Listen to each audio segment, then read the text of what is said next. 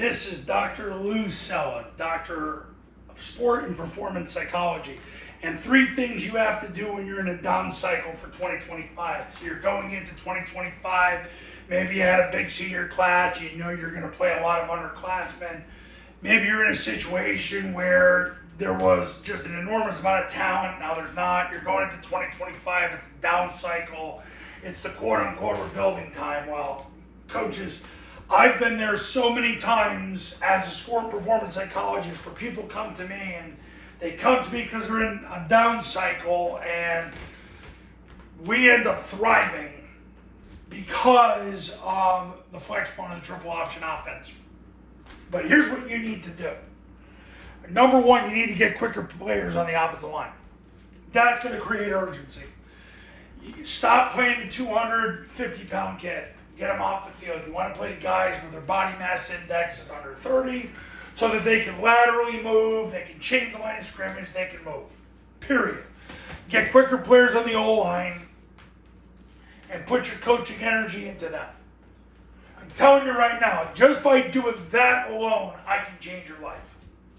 I've had too many clients that's what they did and that's why they won. If you go to tripleoptionfootball.com/testimonials, you'll see it. This one thing right here, I can get you to change.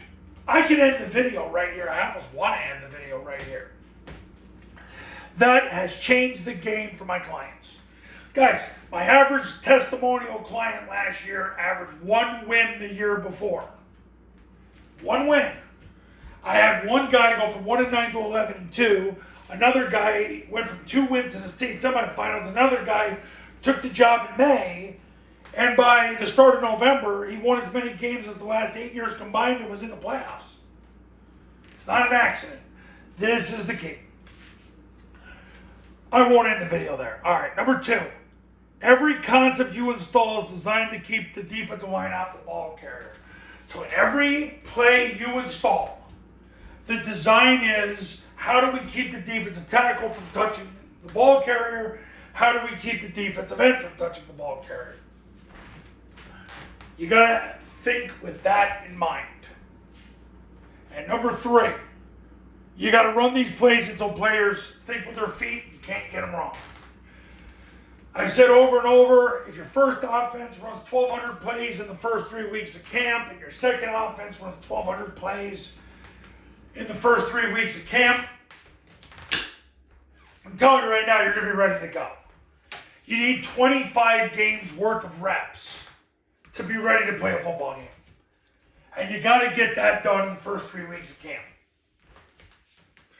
Now, that's what's going to get you accuracy, and when you get urgency and accuracy, it leads to situational mindfulness.